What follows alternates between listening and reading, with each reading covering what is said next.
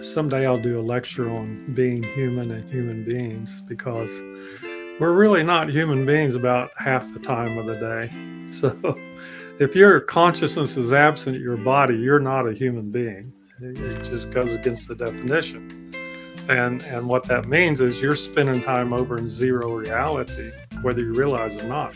We call it daydreaming. We call it dreaming. We call it nightmare. We call it sleep. We call it comas. We call it passed out drunk, high fevers, all of them the same thing. They kick you out of your body.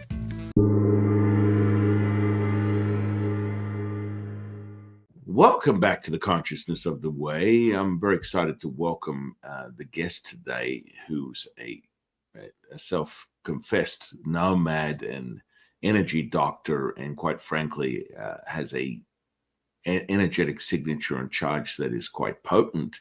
I refer to a pulse-like status, very much in the same category as the primordial mother from my perspective. I'm very grateful to have this incredible being on the podcast today. I want to welcome Randy Veitenheimer. Veitenheimer. That's right. Welcome to the podcast, my dear friend. Pardon? Welcome to the podcast. Oh, well, pleased to talk to you. Right?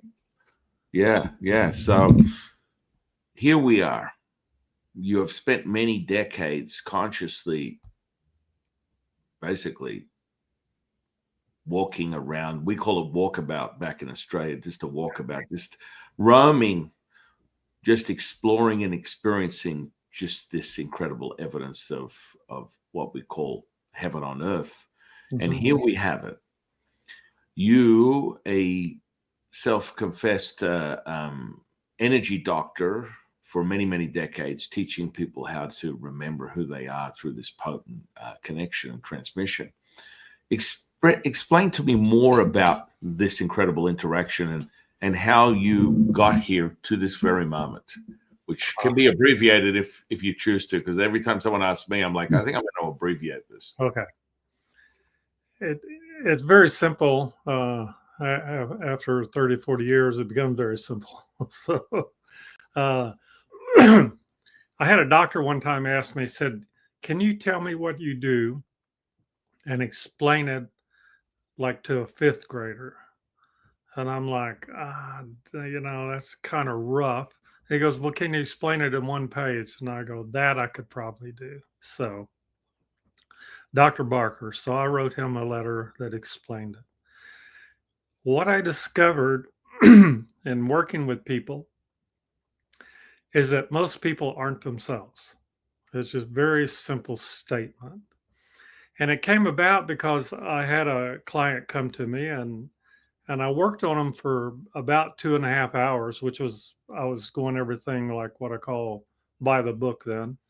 And at the end of it, there's no change. There's absolutely no change in that person. Mm. And I went, well, by the laws of quantum physics or the universe, whatever you want to say, there should have been some sort of change. So every time we interact with somebody, there's a change occurring. There's change occurring in our body or energy every second or millisecond you want to get into. So I backed up and decided to check on who I was working on. And there was nobody home. Not only was there nobody home, there was entities. There was things other than her own consciousness. And I could hear clear as a bell this laughter of like, thank you for all the work. It wasn't her. So one of the things I learned to do is what I call isolate or consciousness, or kick out the entities, spirit attachments, demons. It's all in what I call zero reality. Everything you can't see. Everything is not in our physical reality. And once I kicked all that out and then did the work I did to change her health status, then she responded, and she responded very well. So the first thing I learned was that I needed to know if you're 100% yourself before I start. Mm-hmm. And so most people aren't 100% themselves. I mean, that's it. unless you're under 6 years old, done a lot of martial arts, weird techniques, weird science, yoga, things like that, Mm-hmm. then you're actually practicing being whoever you are in this universe kind of in an incomplete way. Mm-hmm. So I'll translate that. You say you love somebody and there's only 5% of yourself available because that's your operating consciousness. That's all you have to give. You can't expect more than that. And the response you get is sort of commensurate. That's what they call this manifestation crap and alignment. But what happens is I basically just drew a plus sign, a big plus sign. I use a different symbol that I came up with called, let's see, what do we call that today? Whole person under heaven. So if you look on my website, there's a little Chinese symbol, and effectively that's what it means. I've modified it. And a whole person under heaven is the concept I wanted to use because I started learning this through Chinese energetic medicine. So medical Qigong therapy, Qigong therapy. So that's kind of like I tell people what I practice, but in my own form of it. And so if you took a big plus sign and put 100 and 100 on the horizontal bar, the end of it, and 30 or 28 at the top and 36 at the bottom, what we're going to look at is whether you're 100% yourself, 100% available. You have 28 energetic inputs, like where energy flows in the body. That's acupuncture. And then you have a certain voltage or energy that flows along the spine. And if you meet those requirements and you come up and say, "Hi, I'm San," I go, "Well, that's true, right? We just want to know the truth of it." Now, if you have any kind of problem, and here we go, physical, mental, emotional, spiritual, psychic, psychological, etheric, astral, causal, I pretty well cover what goes on with a human. And all those will prevent you from being yourself, that you do not have the full consciousness of yourself available at any given moment, at any given interaction. And so when we look at that, like my clients, even years later, they call me and I go, "Say your name." That's the first thing, because I want to calibrate what those numbers are. Now, calibration means that I can interrogate your information field that you carry around you. Yeah. It's not Akashic records or all this other crap. It's just the fact that you have a data bank and I can tap into it. That's what it amounts to. And now that I have the ability to change it. So, and what that means is you can delete programs. If we look at addiction, for instance, we delete that program. We collapse the neural pathways. These are all energetic statements that, and of course, science goes crazy because they have no way to validate it. And so that's what I've always gotten over the years is some science oriented or doctor oriented person goes, "Well, blah, blah, blah." Well, you can't do what I do. And I don't intend to do what they do. So I'm not a medical doctor. I just happen to study medicine for about 30 or 40 years. So Yeah. explain a lot about There you go. That's it. I find it fascinating. There's always variables of all types of different things. I mean, in all the years that I've taught people internal alchemy from the two lineages of Taoism I'm ordained in, it starts there, but it's very, very bland, very basic. And then, sensory perception is the general consensus of adaptation, stress adaptation, and expansion, absorption of what this is. So for me, teaching someone clairvoyance, mediumship, channeling, healing, all that kind of good stuff. But again, I love that. It's like, yeah, nonsense. All the rest of it is kind of a little bleeded into some type of new age mumbo jumbo rubbish. Right. And, it always comes down to the proof is in the pudding, basic energetic understanding of fundamentals. And then how that is applied within this material state. Right. We refer to it as where we create or bring immortality, crystallize it into this material. And that comes through the alchemical process so that you have imperium dominion over the 50 trillion cells that you consider your flesh and blood, which is energy potential. And, intention is the most valuable commodity that you have, as it is all currency based. Currency is energy. You come from a dielectric to magnetic potential of the void, all the way down to the variables of energy potential from yin and yang. That is where you get to play with that stuff. And I love what I'm picking up what you're putting down, my brother. Yeah. What you say is true. Okay.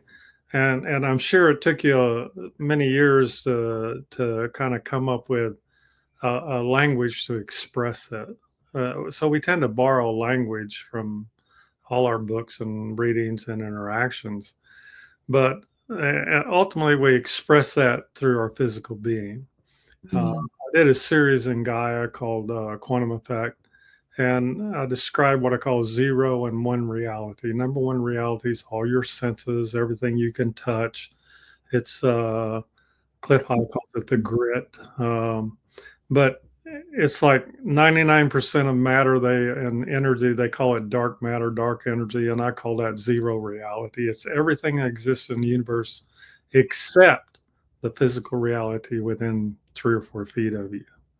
So when you start to look at all those areas, it's almost infinite, because all societies and cultures have information about people that talk to spirits and angels and demons, and we can go on and on and on and on. And that's a part of their reality. We were taught to ignore all that from the 1920s to about the 1970s. They would condemn you to the 7th level of hell or something, if you tried to talk about any of this. And of course, I found it all fascinating, so I started studying it when I was about 14, and mostly out of kind of like self-defense, because I was having these horrible interactions while I was sleeping, nightmares, and there's a reality to them. Someday I'll do a lecture on being human and human beings, because we're really not human beings about half the time of the day. So if your consciousness is absent in your body, you're not a human being. It just goes against the definition. And what that means is you're spending time over in 0 reality, whether you realize it or not. We call it daydreaming. We call it dreaming. We call it nightmare. We call it sleep. We call it comas. We call it passed out drunk, high fevers, all of them the same thing. They kick you out of your body. Right. And so I find all that fascinating, and that was something I wanted to explore, because it's all basically falls under, we'll call it electromagnetic. There's more there, but anyway, that's the basic idea. So, well, let's dive into the martial background that you have, or you explored, or you still participate in, or it's funny from a Taoist perspective. We look at everything as contracting and expanding. That's reality. What?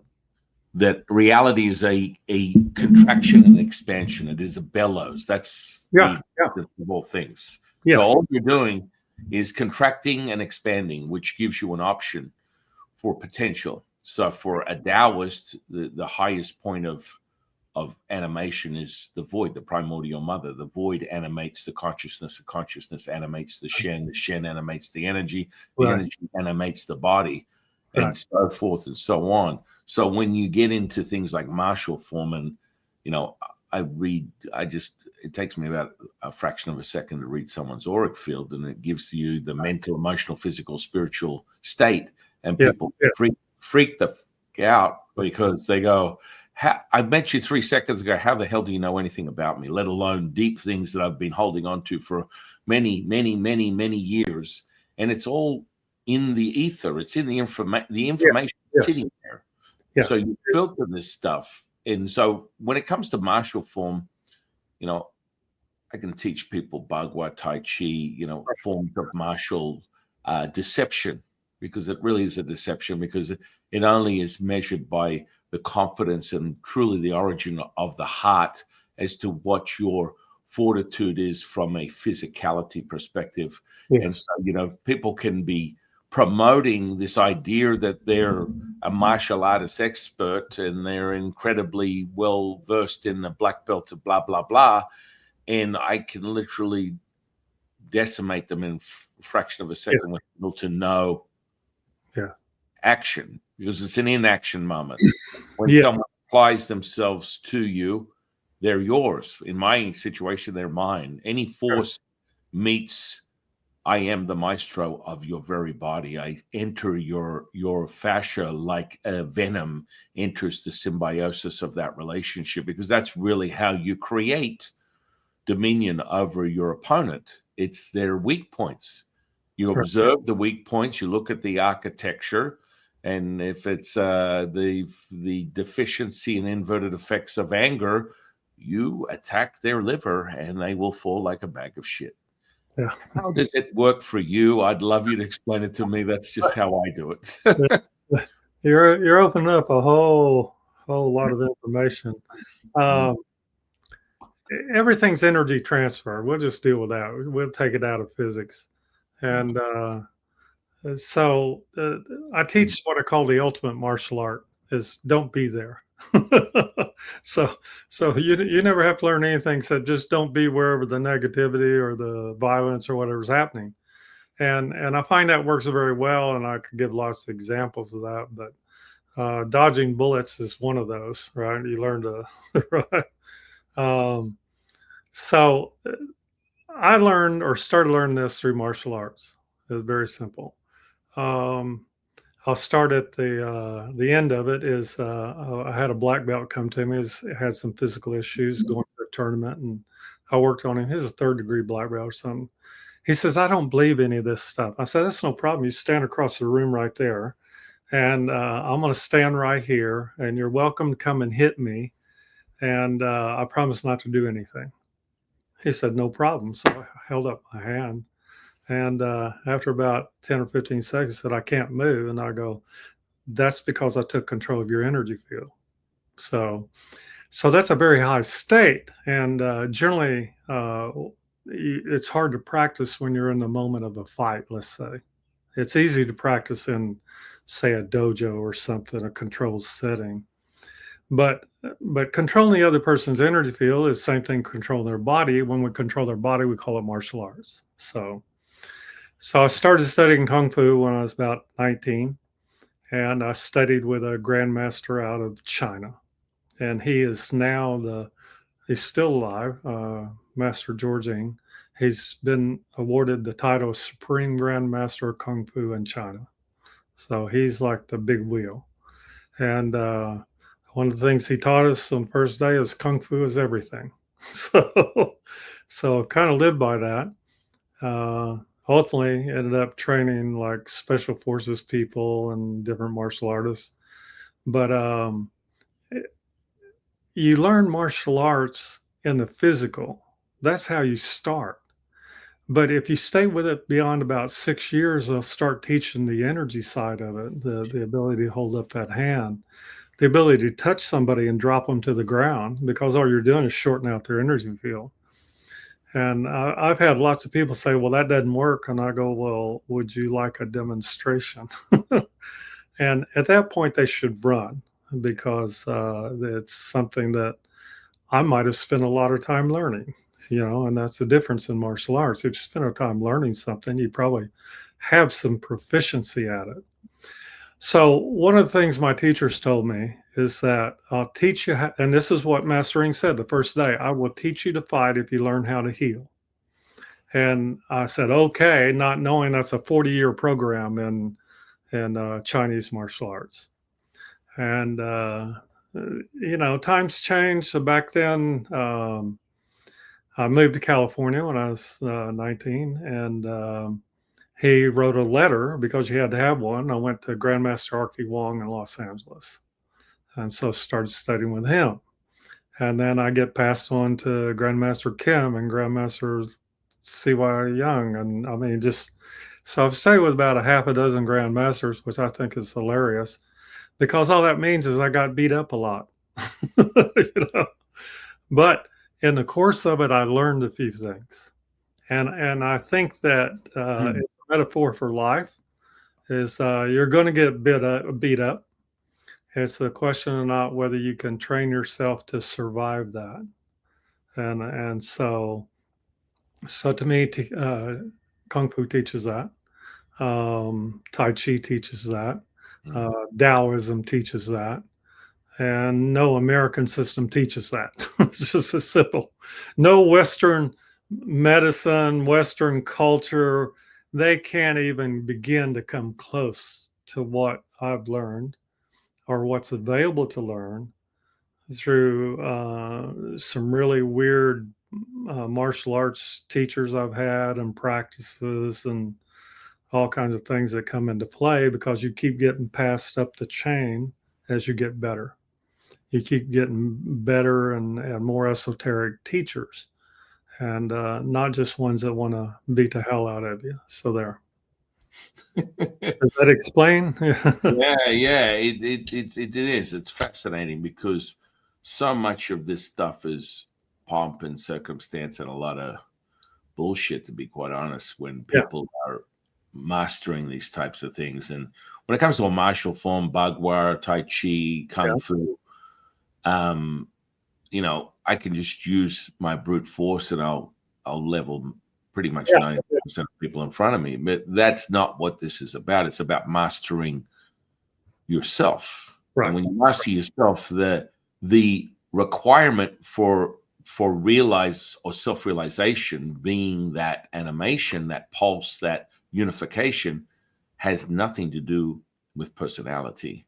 So when you basically are no longer feeding or consuming from the fringes of your external state that you believe is your personality, that is not required. Any insight, any intellect, any finite mind that is completely bankrupt is not participating in remembering who you are.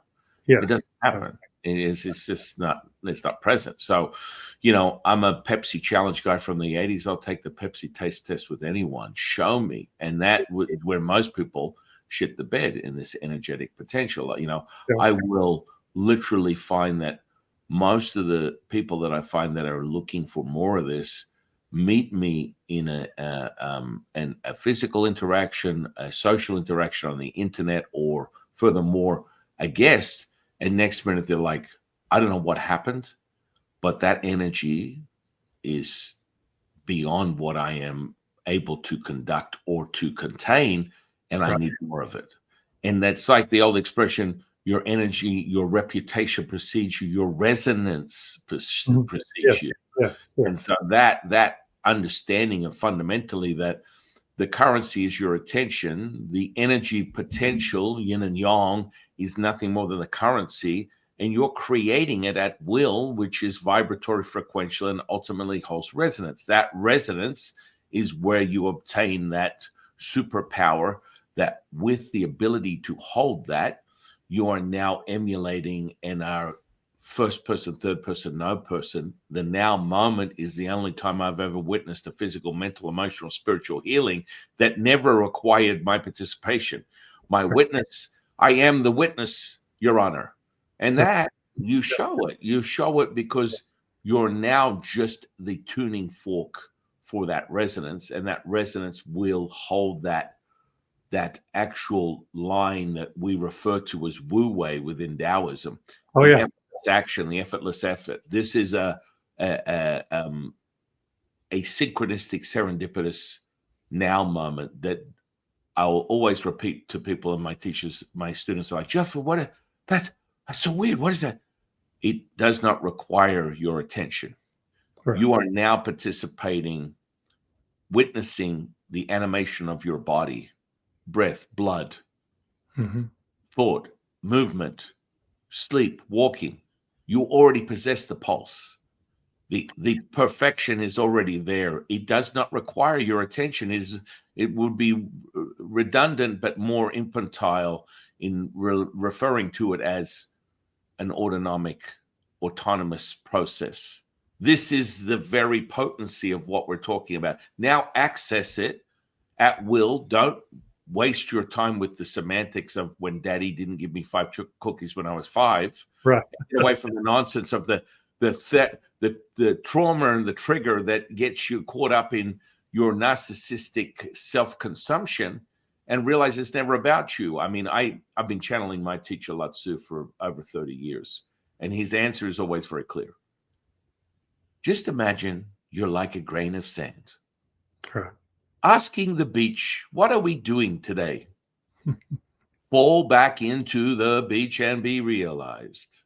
Right. And I'm like, holy shit. I mean, you just make me look like I actually know what I'm talking about. I'm as dumb as rocks. I'm nothing more than a conduit for this information. But the unity that we experienced right now, Randy, that the audience experienced, that any of my students experienced, was that vibratory expansion and chill that unified our auric fields. Because you are me, I am you. Right. And then people are like, wow, how the fuck did you see it? I can see it and I can experience it at will. That's part of the mastery of sensory perception. Yeah. I mean, it's not really. Are we just old school, long in the tooth? We need to die and let the new spiritual age nonsense take over now. I'm sorry, that's not going to happen. I rail against it every day. Right. It's one of the things you just described, the grain of sand on the beach. I've died several times, and that's a good metaphor for what happens. You just become the grain of sand on the beach, and part of the beach as opposed to separate from it. So when we think of ourselves as separate grain, and the reality is we're just a part of that beach, a part of that ocean. So at least that's been my experience a couple of times when I've died. So, one of the things about shamanism, especially Native American, to become a shaman is very simple. You have to die and come back. And if you don't come back, well, maybe not a shaman. So people tend to skip that step when they call themselves medicine men and shamans and this, that, and the other, because then you don't have a understanding of the other side. Mm. You know? And once you come to an understanding of the other side, it's like, it's fun being a grain of sand on the beach, and as part of that, what you were saying too, I teach in a certain simple way, expansion and exploration. I think we should be explorers of ourselves and our own consciousness in the universe, in my opinion. We should expand to be able to include all that in some form or fashion into number one reality. And so those are the kind of exercises I give people, because those are the way I was taught. And the thing I find today, like say about quitting and leaving it to the young people, I don't know if it's a lament through the centuries, but I have people tell me, "Oh, I want to learn what you know, or will you teach me? Can I become a student?" And I go, "Well, number one, it's expensive, okay, and the most expensive part, yeah, number one, the most expensive part is the time you will need to spend to learn this, because I used to spend literally like 10 hours a day, 5 hours in martial arts, 3 to 4 hours in yoga, Kundalini yoga, and then whatever else I could study and get into. And that kind of dedication, well, I lived in an ashram, so that was available to me. But you can't find people that I tell them spend 10 minutes doing a simple set of exercises, and it's like, oh my God, that's so hard. So people say they want to learn. Well, you're just learning about yourself, and I'm going to help you do that. And there's very definite, we'll call it grades or levels, right?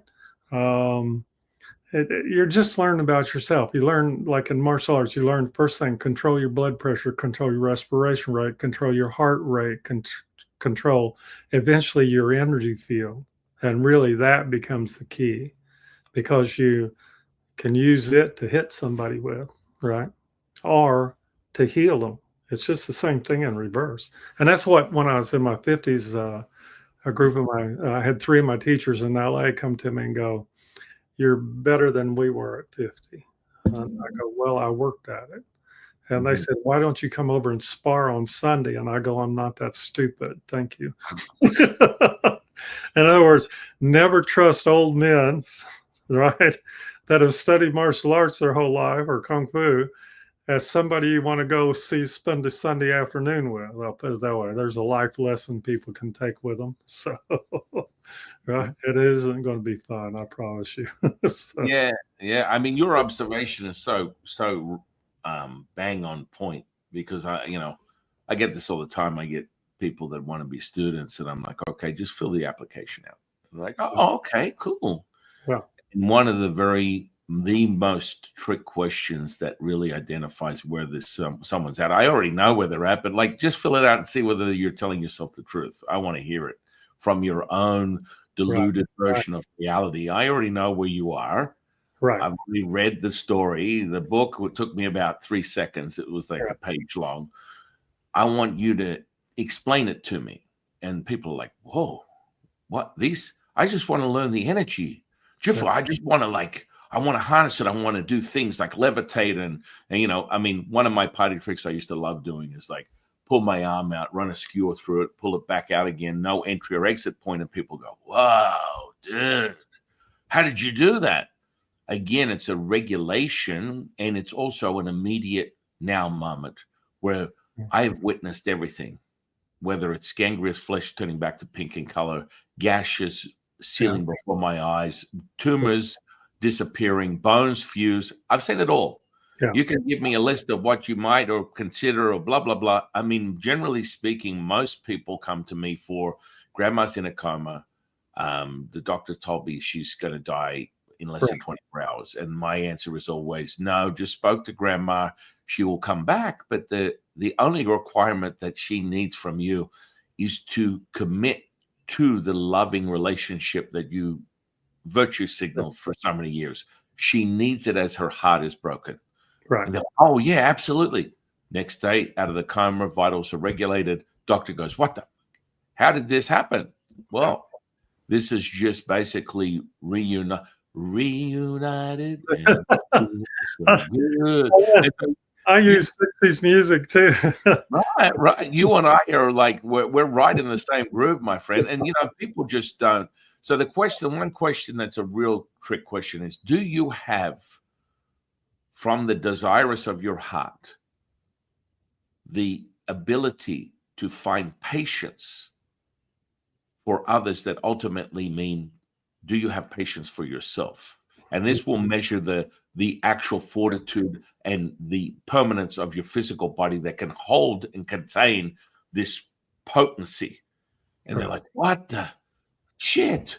What is that? What? And it's like a trick question for them. And they just cannot give me an answer, or they give me this watered down bullshit. Yes, I found God and I love energy and the universe and I want to help people. That's my desire. No, that's your manipulation. Right. No, that's true. It's it's an interesting concept. I've had people say, well, I want to be able to help people. And I said, well, prepare to be broke, prepare to be happy because you've been of some service. Okay. I give an example like a typical week. I have a client in Australia, and she called me, and she was having some problems, entity problems, dissolution of consciousness. And I corrected all that, and she goes, well, I want to learn this. And I told her how much that would be, and she goes, I can't afford that. And I go, I'll tell you what, I'll go ahead and start you on the program, just see how you do. And I gave her some things to do, and she did them, which is always a interesting thing. And her progression in the last 6 months has been phenomenal. Now, not necessarily because of what I did, but because of the fact that she's dedicated herself to being a better self, a better person, better at recognizing energy flow and how the world works. But then, like, a lady calls me from LA, stomach problems, 50 years old, no diagnosis, dozens of doctors. And I go, I really don't have time to work on you, and you don't have money to pay me, so I'll just change it and call me later. And 2 days later, it's all gone, no problems. And then her son calls me. I'm an alcoholic addict. And I go, well, you used to be. Let me just change the information flows in your brain and programming.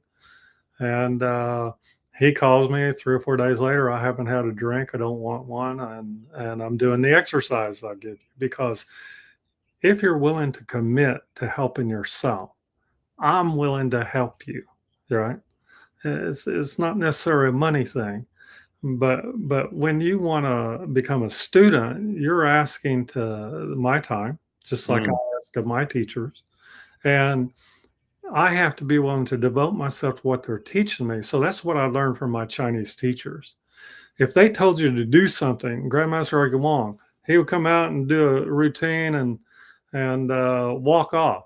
And I turned to one of the other guys and go, what was that? And Grandmaster Ege Wong came over and hit me. No questions, right? And so after class, I asked one of the students, how does this work? And he says, well, he gave you a technique. Now you have 30 days to practice it. And in 30 days, you'll have to come back and demonstrate it. Otherwise, he won't teach you the next one. Now, I love that form of teaching. You are required to do the work, okay?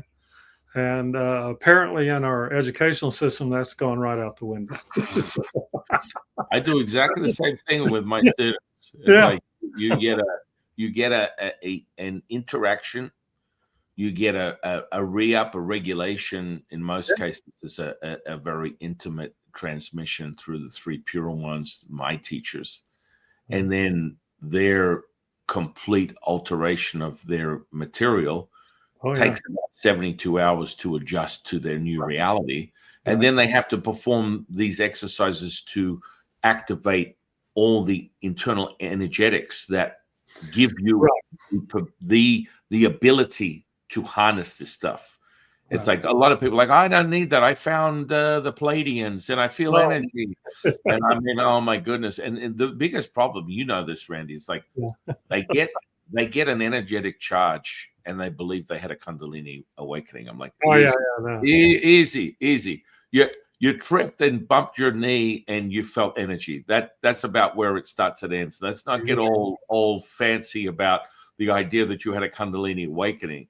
I mean, there's two Kundalini masters I've ever come across, both in the jungles of Indonesia, and they both spent collectively probably close to 30 plus years mastering that energy potential. And then they could show me. They were both really great levitators. One was a little bit more advanced. They could get another couple of inches higher than the other one, but both of them were free. But then here's the funny part. They were both assholes. It doesn't mean that they're enlightened. People need to get this through their head. Like you're does that make sense? Let me tell you why. I tell people, some people go, oh, you're so nice, and this, that, and the other.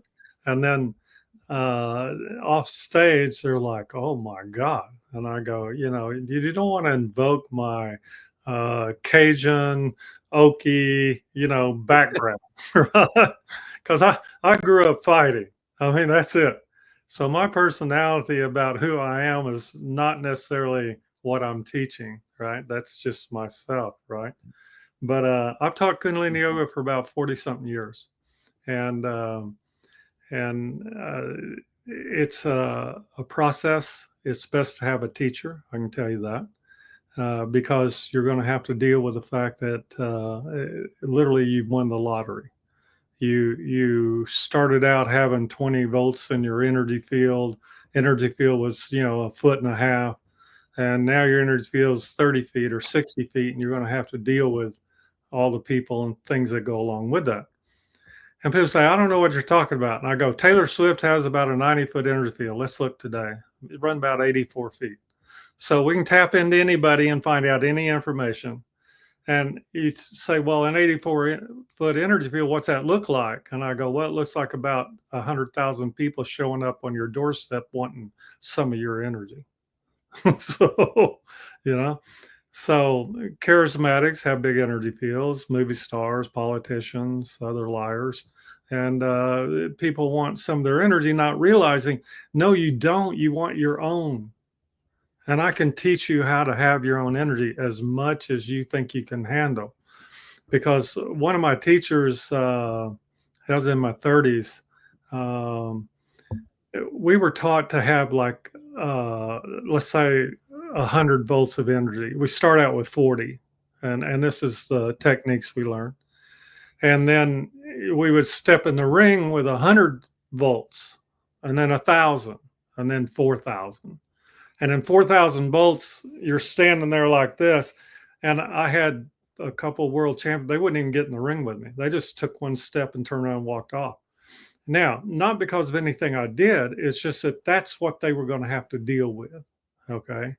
And most people don't want to deal with me switched on, is what I call it. We keep it on the down low, you know. so, so the idea that you have that big energy field now requires you to do something with it. It's just like you won the lottery. Now you got millions of dollars. Well, you're supposed to do something with it, not just sit there and look at it. And so, what I do with my energy, and when I kick it up, is I override the other person's energy field or information field, and that's how I affect change in a person. But I can ramp that up as high as I need to. And that's what we're doing when we get rid of illnesses or health issues. I'm like you. I get mostly people that the medical profession has failed, right? I don't get a lot of young ones come to me and go, oh, yeah, I'm willing to go through some sort of program to learn this. I'm willing to learn Tai Chi, Bakwa, you know, and a dozen other martial arts just so I can learn what it means to be me. And I wish there were more. I'm like anybody else.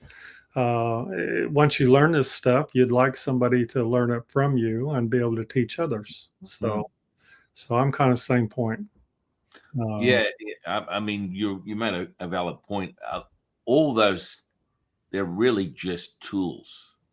Yeah, You have to have the foundation to right, actually emanate it. It right, means nothing. It's right. like, that's why you get an acupuncturist, Chinese medicine doctor, therapist, massage therapist, blah blah blah, herbalist, whatever, and they can be absolute dog shit. And they Yeah, read the same textbooks, only they're not embodying it, so it means nothing. It's right, just like and nothing more than a technique that is never realized, right. which is where so many people get caught up in that stuff. And so it's like I find it problematic when people are aware of this stuff. You teach them when they meet the residents, then they receive the next access point. Yeah, From my training, that's how I use it. It's okay, like, okay, if you can hold this resonance long enough, right. then you get access to this next level of cultivation. Yeah, It's not some mystery. You have to be able to cultivate. It's right. like it means nothing. It's like that's why all these healers. I'm a Reiki master. When you say that, that really makes me cringe a lot. But yeah, hey, look, Yeah, hey, we get there. But most people are like, hey, I'm a Reiki master. Very few, if none, I've ever come across are real masters of Reiki. They just right, got a little workshop for a day right. and Yeah, were they were anointed the Reiki master. Yet there's so much to that yeah. master. You know, in Kung Fu, we don't believe in belts, right? Mhm. A better language is if somebody asked me like what level martial arts, I would go, well, I've got 30 years of training and maybe another 20 of teaching, you know. So that qualifies me to be like I'll call it a college graduate in martial arts, you know. Uh, but if you start out in the first 5 years, you're basically a first or second grader. That's and you know that and recognize that because you want to expand and explore what it means to move up. And one of the things we teach people, you cannot quit once you start. You cannot quit this program. It will eat you up because you'll always know in the back of your mind that you have all this tremendous potential. Mhm. And so I find it fascinating. I worked on people, you know, even like billionaires. They may, by circumstance, have accumulated a lot of money, but it doesn't mean they're skilled at being themselves, right? And of course that becomes the baseline that I use for any person. I don't care what age they are. If you're running 100% yourself, you're somebody that I can interact with uh, at a level, right? And otherwise we got to play games, right? So Yeah, that's that's that. what. Find the diamond in the rough kind of nonsense when the music stops. Yeah, Hide the hide the frickin' whatever it is. You're an illusionist until otherwise noted. You're a deceptionist, a manipulated sorcerer until otherwise noted. Because you know what you know, you don't know what you don't know, and right, many people don't know very much, and from that they think they know everything, and when right, it's the right. complete opposite, right? It's Yeah, a complete opposite. When you know everything, you know nothing. right. That's really what it comes down to. Yeah, the extremely wealthy in dollars people that I've met, it's like every time I've tried to work on them, they discount kind of like what I do, Mhm. and I'm like, you know, just because you have more money doesn't mean you're smarter than me. Now, on their side, they have more money and therefore they're smarter than me, and I've run into this many, many times. Hmm. And I tell them, well, just because you have more money doesn't mean you can do what I do. So, you know, and my lack of money doesn't prevent me from doing what I do, right? So, so technique, talent, uh, practice, you can develop in whatever direction you want to go. And as you do, as you say, you develop a certain resonance, a certain attraction, and that should avail you of more and better teachers, or only in the sense of you get to expand a little more, you get to learn a little more, and learning on our side means you have to practice what you're learning, as Practice opposed to what I you do. just learn that. Like say the Reiki people, I'm sure they have been able to help a lot of people, Yeah, but I might dispute their level of development, right? Only because I can, because I might have kind of been through all that, right? Not that I'm arrogant or anything. well, the biggest deficiency of most self realized awakened spiritual teachers that are generally deficient is they wake up. I saw grandma, I heard grandma, had a vivid dream, had a premonition, can see auras and energies, hear voices, blah blah blah blah, whatever. It's what we call the bite of the spiritual dragon. And Okay. unless regulated, it's one facet of the diamond. It's not the whole diamond. So you are not able to access everything Right, equally, right, which right. is part of the development of sensory perception. And so, what happens with most of these people, the psychics specifically, mediums, blah, blah, blah, they have an inverted effect. They absorb this yin energy, which Yes. starts to promote itself through the body. So, what does that mean?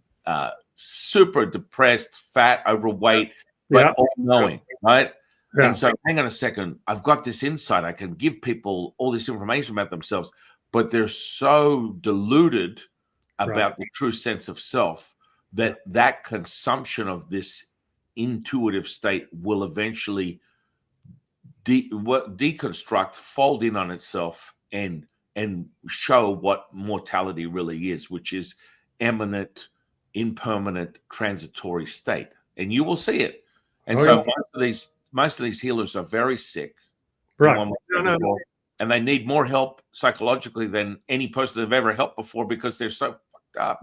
That's true. It's I used to take groups of students around and stuff, and one day they said, "We're taking you to a psychic fair," and I went, "Oh no, you're not." and and they said, "Yeah, yeah, yeah, we're going to go." And so it was. They had a U shape of all the people with booths and stuff. I walked in there, and it went dead silent. the whole place. And I walked around all the way through, came back out to the door. And when I stepped out the door, all the noise started back up because the number of entities in there, the number of demons and Pleiadians or something it was phenomenal. And they don't want to interact with me because I tend to kick them out. You know, I'm not a Ghostbuster. I'm a ghost killer. How's that? And so the fourth astral and all that stuff generally doesn't want to play with me anymore, right? And that's what they're dealing with. They're dealing with another consciousness that has some sort of influence or control over themselves. And remember, I only want 100% you. I want to deal with you. I don't want to deal with this extended family you've got going out through the cosmos, and I don't know who. They give them all these different names. It makes me laugh. It's very entertaining. Well, but, I have, but most of them need a whole hell of a lot of work.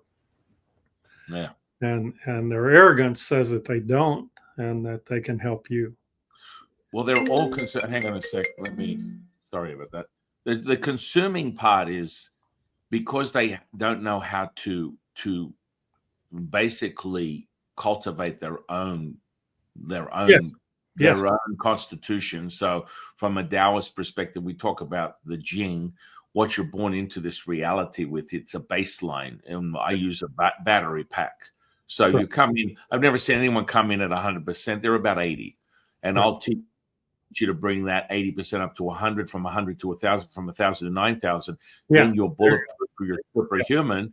And that gives you dominion over this potential. Yes. And then you master the fact that you never have to use your own energy. This is the very self-consuming, introverted consumption of the intellect that leaves you astray. And furthermore, you become corrupted because your diminished return. All these healers have the same answer. I'm like, I ask you one question, what are you doing here?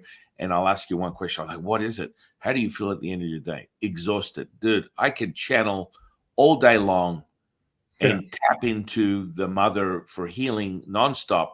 And I feel like I just had a supercharge of adrenaline 24/7. That's how you should feel. When you're being fed from, or being fed to, you'll experience these diminished returns, and it just continues. What do you think about that? Well, I give an example. I went to a tantric course in Florida, and they stood up at the end of one of the courses and said, second day, all healers line up and you're supposed to work on everybody for free. And I said, no problem. So I walked over and claimed a space, and here we go. And 145 people later, it's like, I go, okay, I quit. And somebody goes, are you tired? And I go, no, I'm hungry, right?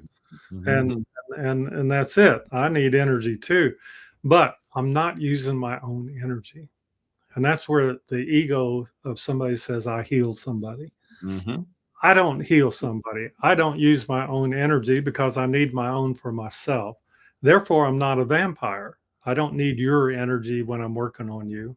I do it. I claim the energy or whatever because I have a big energy field that's available to me, and I utilize it.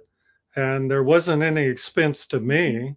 The universe didn't immediately feel drained and had to go recover. So, you know, it's like if you're doing this, it's there's no sense of that you've lost, because one of the tricks I learned is if I have a lot of energy coming in to work on somebody, is I might want to reserve a little bit for myself. So we call it tithing. so at the end of 145 people, I'm like wound to the walls. You know, I mean, if you have literally people, they come up and say, I have a problem, I just tap them on the shoulder or back and go next, right? Because that problem is gone, because it just represented an energy drain or deficit. That's all. And all illness, all problems, same thing. So, you know, one of the things I love about people with big energy fields, I used to go around calibrating all of them. But just like if you call Taylor Swift's has a big energy field and a lot of energy around her. Well, what do you call the people that follow her or go to her concerts? And we call them vampires because Yeah. they're energy deficit and they want to be around that person. All right. Yeah. Yeah. Yeah. Yeah. That's And the name of the game. yeah. So we don't want to be followers. We'd like to develop ourselves to the point that I don't like the word content, but we're complete within ourselves. Whole. Yeah. And that's healing. That's it. Home. And that should be a wonderful space. And that's what I work on people. I reset them to that original space of home without problems. All illnesses tend to go away. All problems go away. It's just that simple. And you know, the technique and learning of it, well, that might take 30 years, you know. So Well, this has been fascinating, my friend. Absolutely fascinating. And I really enjoyed being able to just hang with somebody that has embodied and really lives and breathes the path and is able to wisdom teach others, which is so much a concept in the mind of most people walking this. They're full of shit, quite frankly. You know, it's like, and when they come across someone like you and I, they know it. It's like, I see you, and they're like, holy shit, you see me? Oh my goodness, I apologize. You see me? What do you mean you see me? It's like, oh, here we go. Holy crap, I had no idea. Right. And so, you know, this is a constant that goes on, and most people can't handle the resonance. Right. And they would rather just, because there's only two effects within this material state. It's either you're contracting or expanding, either more, you're either drawn to or repelled from. Right. So someone with a resonance like yours, you walk into a room, there's only two outcomes. Someone's going to love you or hate you. It's as simple as that. No, that's true. There's not much to it. Yeah, I get that. One of the funny things is I love going around DC because of it's kind of like Paul Simon says, it's all happening at the zoo. And so I love walking around looking at people. That's stop, whoever that is. And one of the things my girlfriend says is, stop looking at people and don't talk to people and turn around and face the wall.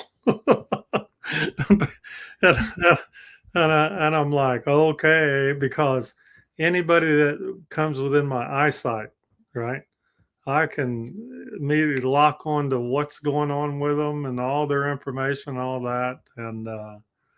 And sometimes I'm verbal about it, and then she thinks I talk too loud. So, right. But just remember, everything about you is available to somebody that wants to look, and somebody has skill to look. And then everything about you is manipulatable to somebody who has that ability. And so now the world becomes some place where you might want to learn to develop yourself. That's it. And so that's what I teach. That's how I help people. And I have a lot of fun doing it. I love that, my dear friend. So I'm going to put all your social sphere and interweb under this podcast. Oh, excellent. And then people can have one-on-one sessions with you, group sessions, healings, that kind of stuff. Find you on your website. Anything else, any teaching, or is that just reserved for students? Excuse me. I like talking to people. So so I talk to anybody, basically. Excuse me just a second. Let me get Yeah. So that's why they can reach me at Energy Doctor, spelled with a K, at me.com. Excellent. I put my phone number out, 202-904-9560. Yes. And the reason I do that is I figured, well, if somebody needs help, they probably give me a call. Yeah. And if in the course of conversation, it's something I feel like I want to help with, then I'll tell them. I do charge for sessions if we get to that point. And then if they want to become a student, acolyte, devotee, whatever that's going to cost you. Mainly because the amount of time I have spent. Yeah. I'm 77 years old or something, you know what I mean? And I guard my time pretty well. Yeah. But I'm always open to helping people. I mean, um, I had a lady call me from South America, and she has a son, and her sister has a son. They both have the same genetic issue. So we can even change genetics. I just did them on the phone. I've never seen these people, but it's just an energy exchange. Mm-hmm. And they had found my phone number. So that was a good thing. I was able to help them. I like that because the children are doing much better now. Mm. So energydoctor@me.com. That's my phone number. And then there's all the websites, and they can find me on YouTube and stuff. And Yeah. yeah. And but I enjoy. I want to say I enjoy talking to you because most people have no concept of the background that it took to get here, and you've been through that background too. Yeah. And by the way, the best I've done is about that much as far as levitation. And Yeah. there's actually a picture I put out on the internet that showed me doing that when I was in my 20s. But that's just entertainment. It's one of the tricks, we call it, once you get kind of going on this stuff, right? It's So, just that bauble. I always get a little concerned when a student gets obsessed with one facet. oh You yeah, know, I've seen 3 people levitate in my lifetime. 2 of them were those Kundalini masters. The other yeah, one was one of yeah. my students. And people are like, well, Jifu, how come you don't levitate? Because I don't give a shit about levitating. I enjoy doing a whole heap of other magical tricks that will blow your mind, but Yeah, that is not does not excite me. I couldn't care less. yeah. This is where people get all twisted by it. Oh yeah, yeah. I can what they used to call what was the name? Playing in the fields of the Lord. It's playing in the energy fields. Uh, and there is great excitement there. There's great fulfillment, uh, and being able to be a service to some people, right? So, Very, very, very grateful for you, my friend. Actually, I'm going to ask you one last question. yes, What is your definition of spiritual consciousness? ha. Um, and let's deal with another word. They introduced the word sacred. Okay, Mm. I tell people there's no more sacred space in this planet than the square foot you're standing on. That's it. And if you can't utilize that, then it doesn't make any difference if there's a more sacred space somewhere else. So in spirituality, it's the same thing. Spirituality just means that you're going to go play in the fields of the Lord, which in this case is zero reality, which is 99% of reality, and not the physicality of what you're dealing with in this world. And once you start dealing over there, which you're doing automatically when you're asleep and stuff, it's just that you're going to deal with it consciously and a desire to educate yourself, then you are, quote, going to come across more spiritual, right? I don't like that language. I don't like spiritual. I don't like ascension. That's an old Egyptian religion. It didn't work 4,000 years ago. It doesn't work now. There's a bunch of that I'd just throw out the window, right? And because if you can claim it, there's no benefit to it. It's like show me where you're more spiritual. I never had a person be able to do that, right? And I've met Dalai Lamas and all these Maharishis and everything over the years because I would go around and meet all of them. So and I found out that they're just like me. They might be trying to teach you, say, higher teaching, whatever that means, but underneath it, they're all freaking Okies. They're willing to fight. They have human impulses. They want women, food, and song, and attention, and all the other crap that everybody else does. There's Yeah, no denying it, right? It's yeah, yeah. The desire is the spark of like longevity. As long as you continue that and you yeah, stay in, then you're always going to have this incredible access to an infinite possibility. But that's where people fall short. Their desire expires. And then all of a sudden, it's like they have no, you and I are the same. I can be left with nothing more than this present moment, and just sitting in front of a tree. And I might be a little indulgent and immerse myself in the Tao Te Ching.